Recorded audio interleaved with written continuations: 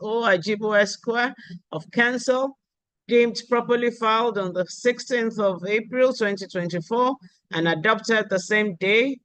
A sole issue was identified as having a reason for determination in the suit, that is, whether from the evidence led at the trial and the circumstances of the case, the claimant has proved a case so as to be entitled to the relief sought. However, the claimant was foreclosed, having failed to file a written address within the time prescribed by the rules. In the light of the reliefs claimed by the claimant, the evidence adduced by both parties in record, and the field of disputes between the parties, my view is that the issue as formulated by Learned Defendants Counsel adequately covers the field of disputes in the suit. As such, the court hereby adopts same in determining the suit. In adopting the issue, I should state that I had carefully considered and taken due benefits of the totality of the arguments canvassed in the said written final submission and oral submissions. I shall make specific reference to the arguments as I deem necessary in the course of this judgment. At this juncture, I shall state that at the proceedings of 19th of May 2023, Learned Defendant Counsel informed the court that the defendant has paid the claimant's exit token and that a pension fund has been remitted to a pensions fund administrator. In other words, reliefs A, D, E, and F of the claims are no longer contested. The reliefs are hereby accordingly dismissed.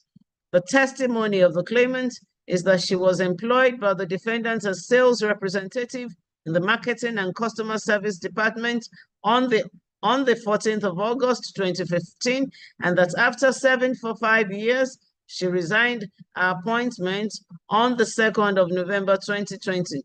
To establish a claim as contained in paragraph 18B and C of the Statement of Facts for payment of long service recognition and 13 months bonus, the claimant testified that this entitlement are stated in the condition of service and she is entitled to them. As a member of staff of the defendant, the claimant contends that these benefits were never paid to her and that she made claims for the benefits in her letter of resignation. The claimant testified further that due to the failure of the defendant to heed to her demands, she instructed her solicitors to write a letter of demand, but the defendant never replied. Hence, this action was instituted.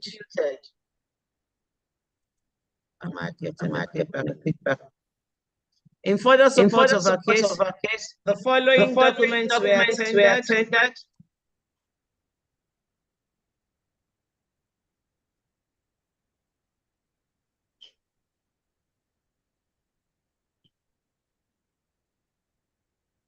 By the claimant, namely letter of offer of appointment, exhibit C1, letter of allotment of grade level and upgradation. Excuse me, Happiness, what is going on? Why am I getting a feedback?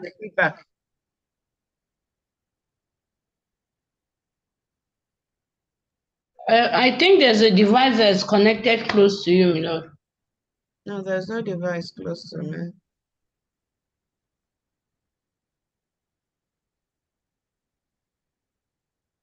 There's no device close to me. It has been rectified. In further support of our case, the following documents were tendered by the claimant, namely letter of offer of appointment, exhibit C1, letter of allotment of grade level and upgradation, exhibit D2, notice of registration, notice of resignation, exhibit C3, defendant's employee handbook, exhibit C4, claimant statement of accounts with PAL pension, exhibit C5, claimant solicitor's letter of demand, exhibit C6, and receipt for professional service, exhibit C7. Evidence on record as adduced by DW1 on behalf of the defendant is that there are certain criteria to qualify for the entitlements of the defendant, but that the claimant did not meet the criteria and therefore not entitled to any of the various sums being claimed. Learned Counsel, in his written address, placed reliance on sections 9.7, 9.9, 9.11 of Exhibit C4 and argued that the defendant recognizes employees' exceptional contribution to the company's goals, targets, and objectives through the felicitation of a reward and/or recognition, that the long service award and 13-month salary comes under the defendant's reward and recognition, and submitted that the claimant has not proved that she made exceptional contributions to the defendant's goals, targets, and objectives to be entitled to her claims for long service award and 13-month salary. As stated in Exhibit C1, the claimant's appointment is bound by Exhibit C4, the employee's condition of service. The settled position of law, and as correctly submitted by Defendant's Learned Counsel, is that an employer and employee are bound by the terms and conditions contained and set out in the letter of appointment or employment, which were freely and voluntarily agreed to by them to govern and regulate the relationship between them, and any dispute that arises from or in relation to the employment will be settled on the set terms and conditions embodied in the contract of employment. See the cases of Olaniyan versus University of Lagos, Layade Palapilan World Transport Limited, Angel Spinning and Dyeing Limited versus Aja, UBN Limited versus Osigi. Citation also applied to determine the issue at end. I have carefully examined Chapter 9 of Exhibit C4, the employee's condition of service, that provides for salaries, wages, incentives, and rewards. It is explicitly stated in sections 9.7 that rewards and recognition, that is R&R, is not a standard part of employee salary, but it may be considered as a component of the total rewards philosophy. The section also provides the criteria of eligibility for R&R, which includes exceptional contributions towards actualizing company's vision, mission, and values. Section 9.9 and 9.11 for recognition for long service and 13-month pay provide as follows. Section 9.9, I quote, to promote staff retention and recognize loyalty to the company, any employee who has been with the company for 5 years or more, continuous years, should receive a long service award, which will be a special form of above-mentioned R&R with due recognitions of every 5 years of accumulated manner. The eligible employee, unless under disciplinary action, will be given suitable souvenir in addition to cash incentive as per the number of years served with the company. End of quote. Section 9.11 states, and I quote, as part of the company's reward system, the company shall pay at the end of the year bonus to staff in December. Any employee who has served the company for a full calendar year shall be paid an equivalent of 1 month basic salary. Staff who have served for less than 1 full calendar year, but up to 6 months, shall have their bonus prorated. End of quote. While answering questions on the cross-examination by Learned Defendant's Counsel, the claimant testified as follows. I quote, it is correct that exit token entitlement, long service recognition entitlement, and 13-month bonus are not part of my basic salary. These entitlements are part of defendant's systems of rewards and recognition, end of quote. The contention of the defendant is, however, that it is only employees who performed exceptionally that are given reward and recognition. The testimony of DW1 under cross-examination by Learned Claimant's Counsel is that, I quote, for the benefit of 13-month and long service, the entitlements are based on the performance of the employee. By the condition of service of the defendant, query is not issued for underperformance. Hence, the claimants may not have been issued a query for non-performance staff. They will not be entitled to bonus. End of quote. A party who is claiming a relief from the courts generally has the burden of proving the existence of facts upon which he is basing the grant of his claims. The legal burden of proof is the burden which the law places upon a person who will have judgment delivered against him if no evidence was laid on the pleadings before the court. This person is usually the plaintiff or claimant. See sections 131 and 132 of Evidence Act as amended.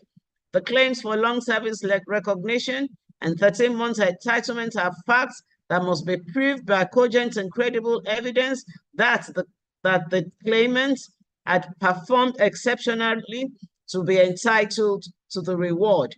The evidence of the claimant as contained in paragraph 6 and 13 of our statement of facts is that an employee was served for 5 years and voluntarily retired.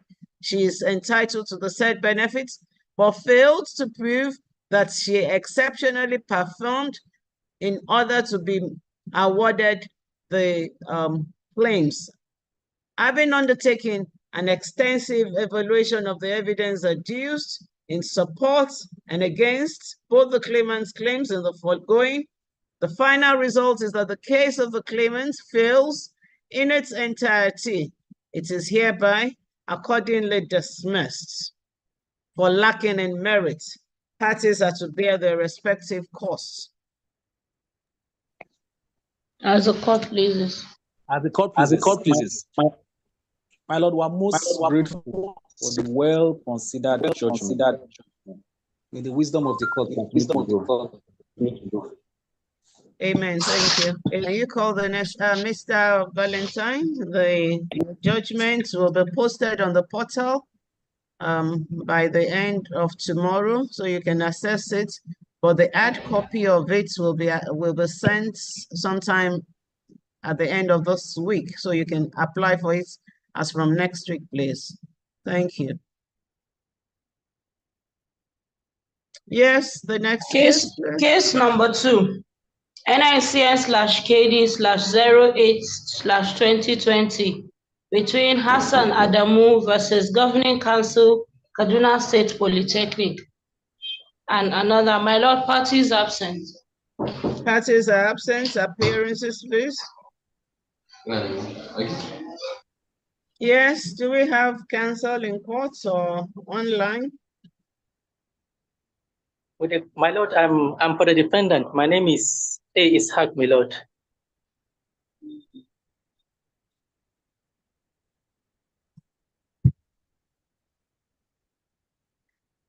No legal representation for the claimants? Not to my knowledge, my Lord. Yes. With the greatest humility and respect, my name is A. Ishaq. My humble appearance is for the defendant. Yes, I've recorded your appearance. Thank you, my Lord. Judgment. By complaints and statements of facts filed in this court on the 17th of February 2020, and by the operative amended statement of facts filed with a leave of court on the 17th of June 2021, the claimant's claims against the defendants are as follows. We have 3 of the claims as stated on the face of the judgment are skipped to save the time of the court. From the facts gleaned from the amended statement of facts, the claimant was a staff of the defendant and he voluntarily retired on the 24th of June 2019 after serving for 24 years. His testimony in a nutshell is that he was promoted to the position of Chief Executive Officer in 2008, and by virtue of his promotion, he was on Contis 15 or grade level 14/9 at a salary of 445,439 naira 84 kobo per month. That is 5,345,278 naira 8 kobo per annum. The claimant contends that while he was on Contis 15 and level 14/9, the salary that was paid to him was that of level 13/9 at monthly salary of 303,600 naira 26 kobo, and the salary difference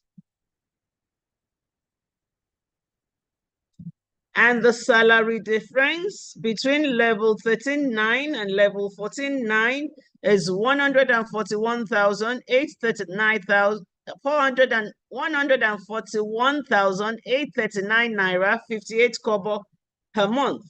According to the claimant, he became aware of the anomaly when a circular of the Federal Ministry of Education became viral, wherein it was stated that all principal officers on Counties 15 are to be paid with effect from 1st of January 2004, that a budget was sent to the Federal Ministry of Education showing the entitlement or amount for every member of staff of the defendant, that from the Budget Office of the Federation, there is a document showing his name, designation, date of appointment, date of promotion, and file number, that the exact amount that should accrue to him was captured in the second defendant's budget each year. And on the 9th of January 2014, a letter was written by the Senior Staff Association of Nigerian Polytechnics, Kaduna State Chapter, to the Executive Secretary,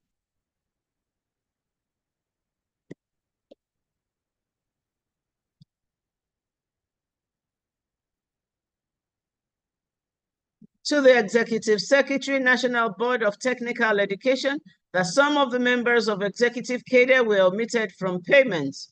The claimant further testified that he made a complaint to the defendant when he noticed the anomaly, that by his calculation, he is to be entitled the sum of 16,169,712 naira 12 kobo, but was paid the sum of 303,600 naira 26 kobo after his retirement.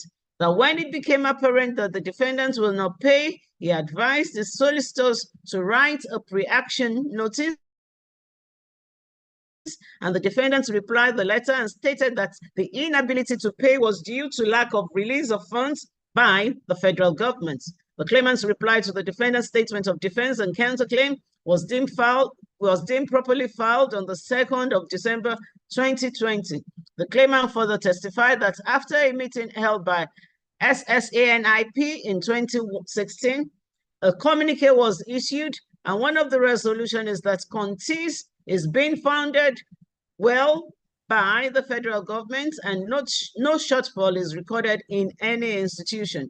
To further support his case, the claimant tendered in evidence the following documents, namely, letter of offer of appointment as higher executive level, Exhibit C1, letters of promotion, Exhibit C2 to C2B, letter from Federal Ministry of Education to the Executive Secretary, National Board for Technical Education, Exhibit C3, letter of Senior Staff Association of Nigerian Polytechnics, Kaduna Chapter, to Executive Secretary, National Board of Technical Education, Exhibit C4, document of SSANIP titled Outcome of the Meeting with the Executive Secretary as Exhibit C4A, letters of provisional release on retirement and ratification of retirement, Exhibit C5 and C5A, claimant's solicitor letter of demand of arrears of payment to the defendant, and defendant's reply to the letter of demand as Exhibit C6 and C6A, respectively. The case of the claimant was closed after being cross-examined by the learned defendant's counsel. The defendant joined issues with the claimant by the joint statement of defense, also deemed filed on the 2nd of December 2020. Defendant, in turn, called the sole witness, Malan Ahmed Abdulsalam, the chief accountant of the defendant. In like manner, he adopted his witness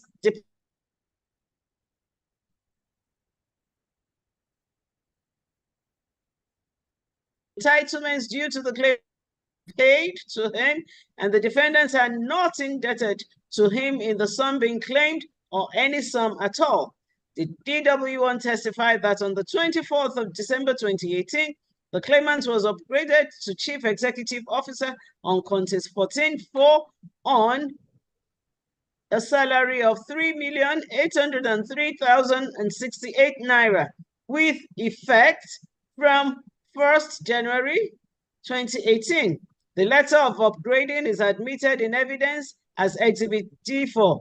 DW1 further testified that in November 2018, the management of the defendant's senior staff appointment and promotion committee considered the appeal made by SSANIP for upgrade of chief executive officers to Contis 14, and the resolution that was made was inter alia that the identified officers are to be upgraded to Contis 14 without financial benefits and with a proviso that such officers will be downgraded to Contis 13 if they are degraded by the scheme of service. See Exhibit D3, the extracts of the decision of the second meeting of the Management Senior Staff Appointment Promotion Committee. The further testimony of DW1 is that from 2009 to 2000,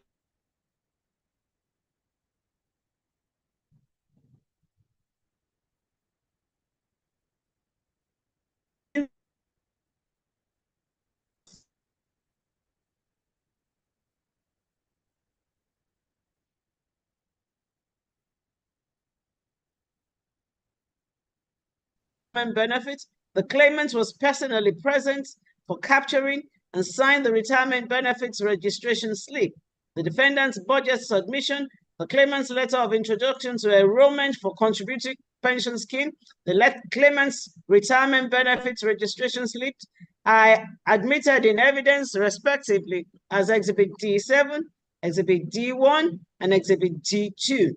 DW1 further testified that by the National Salaries, Incomes, and Wages Commission minimum wage for polytechnic staff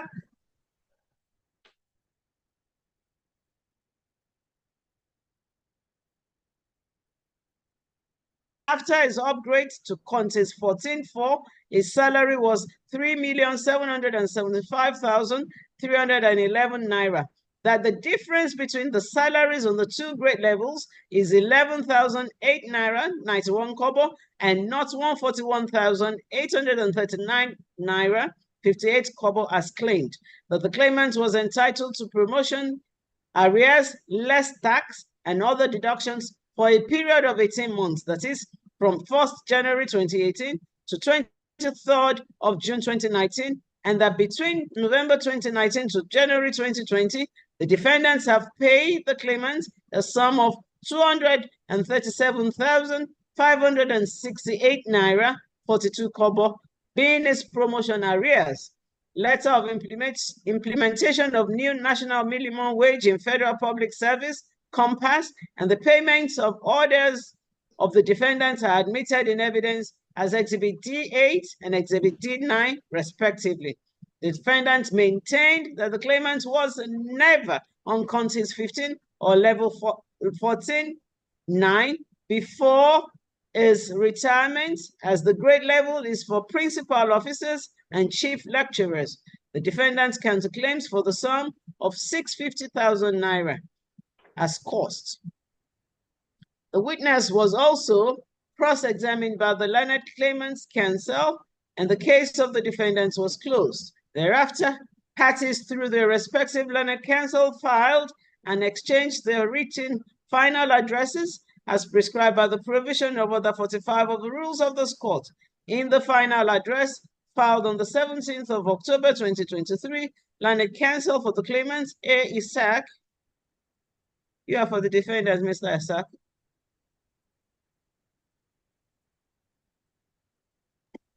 Yes, my lord. I will correct that portion, paragraph 11. Formulated the sole issue as having a reason for determination in the suit. That is, as the claimant established his claims before this honorable court to be entitled to reliefs.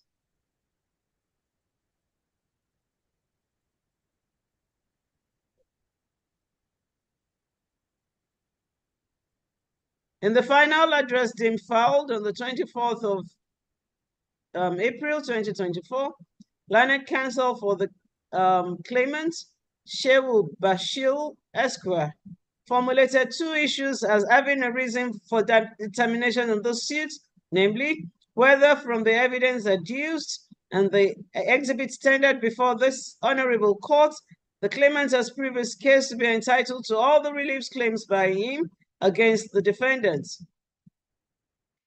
2, whether the defendants have proved their counterclaim against the claimant on the preponderance of evidence as to be entitled to judgment.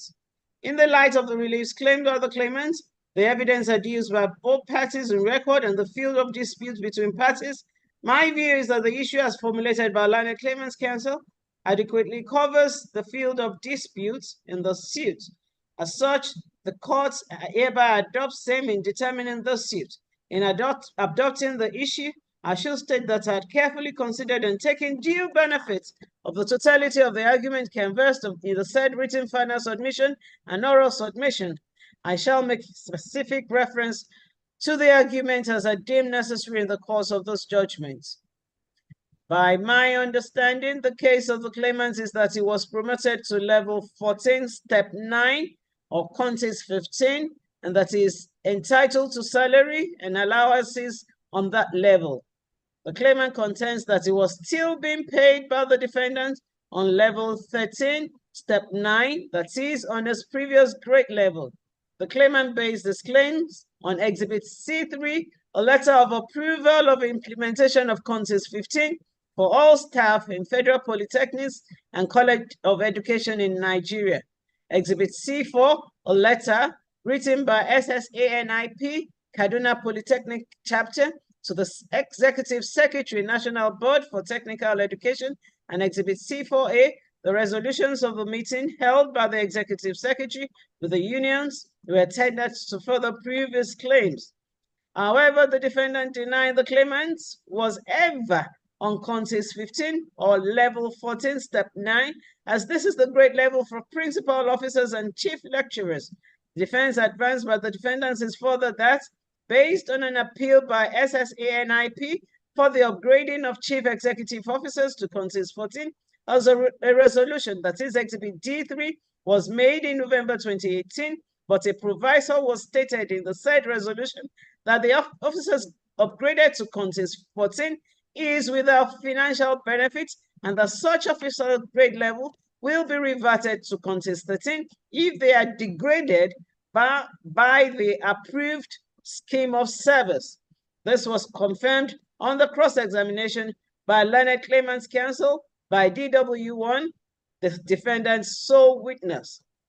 Now it is settled and as correctly submitted by Learned Claimants Counsel that a claimant has the duty to lead evidence first, as the burden of proof to any particular fact lies on that person who wishes the courts to believe in its existence, unless it is provided by any law that the proof of that fact shall lie on any particular person.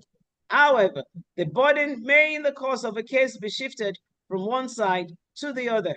See sections 131, 133, 136 of the Evidence Act 2011.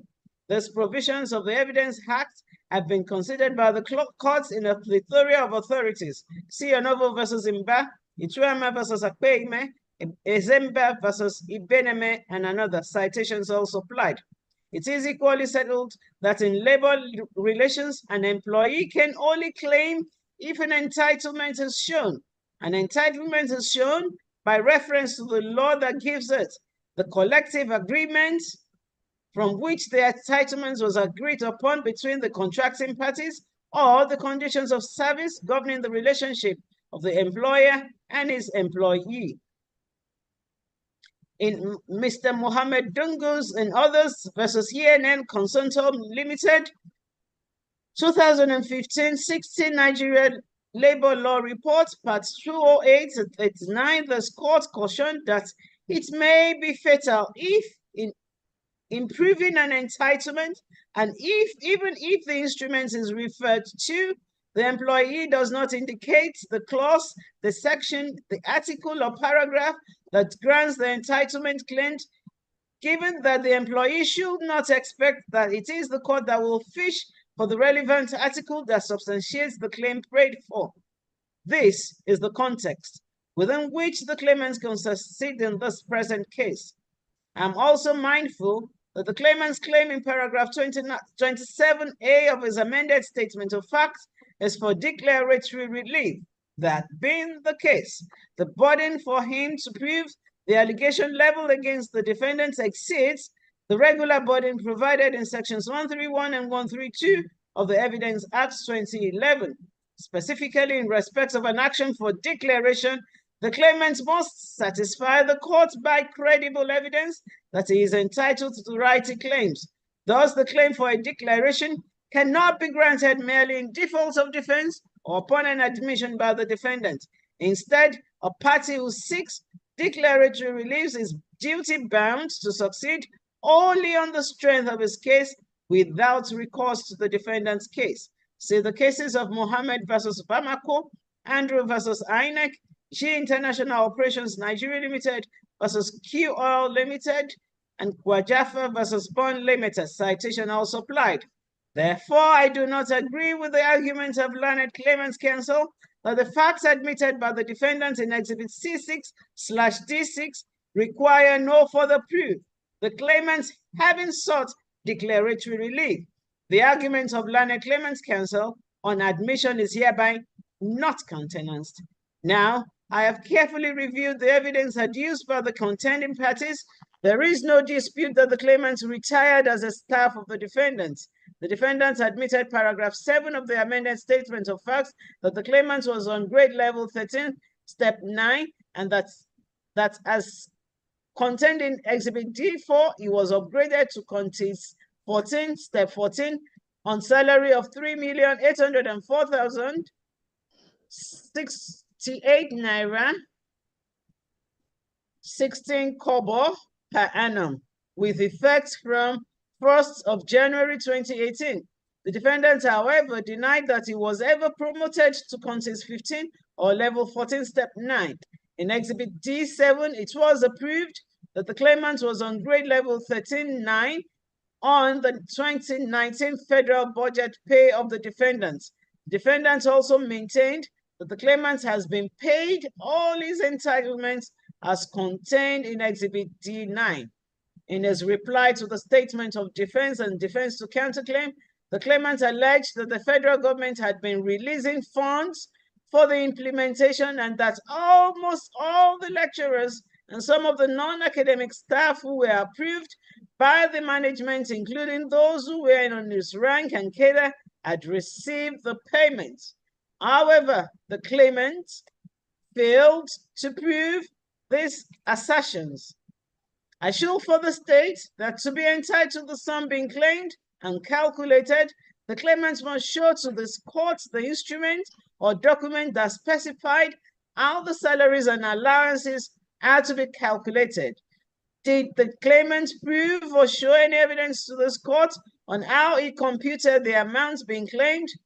While answering questions under cross-examination by the learned defendants counsel, the claimant testified as follows, I quote, "The amount stated in paragraph 9 of my witness deposition on oath, that is Contis 15 on level 14, step 9, and on salary 445,439 naira 84 kobo per annum, that is 5,345,278 naira 8 kobo, was based on my computation." End of quote. Still under cross-examination, the claimants testified further, I quote, "My computation in paragraph 13 of my witness deposition on oath, that is the difference between the pay of level 13 step 9 and level 14 step 9, is based on the structure of the National Wages Commission." End of quote. The claimant testified that he based the calculation on his computation, but did not tender in evidence any document upon which he based his calculation or on the said structure of the National Wages Commission. Therefore, my answer to the earlier stated poser is an emphatic no. The claimant has failed to prove how he computed his claims or prove that his claim is predicated on the structure of the National Wages Commission. And I so hold. In conclusion, having failed to prove his claims, I fully agree with the submission of learned counsel for the defendants that the claimant has not proved his case on the balance of probability or discharged the onus of proof placed on him to entitle him to his claims.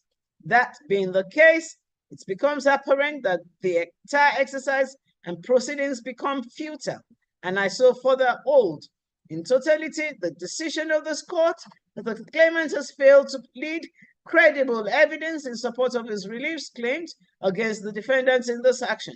Accordingly, it is the judgment of this court that the claimant's claim is unmeritorious. It shall be, and it is hereby, accordingly dismissed. Shall therefore proceed to consider the defendant's counterclaim. The law is right and as correctly submitted by learned counsel for the claimant defendant to the counterclaim that a counterclaimant has the burden to establish his counterclaim, failure of which the counterclaim will be liable to dismissal. The evidence is clear on this, that the burden of proving a suit or proceeding lies on that person who will fail if no evidence at all were given on either side. See the case of Juru versus Inwosu, Dangote versus Civil Service Commission, Plateau State, citation provided. Having reviewed the facts as presented in the counterclaim, my decision is that the counterclaimant has failed to prove his claim for cost. The counterclaim is hereby accordingly dismissed. Parties shall bear their respective costs. Thank you, my lord, for the well-considered. As a court pleases. Most obliged, my lord. Thank you, Mr. Ishak. So you can access the judgments on the portal of NIC by the end of tomorrow, but the hard copy of the judgment will be forwarded to you by the end of next week. You can ask for a copy if you so wish. Okay, my lord. Thank you. Thank you. The courts will rise.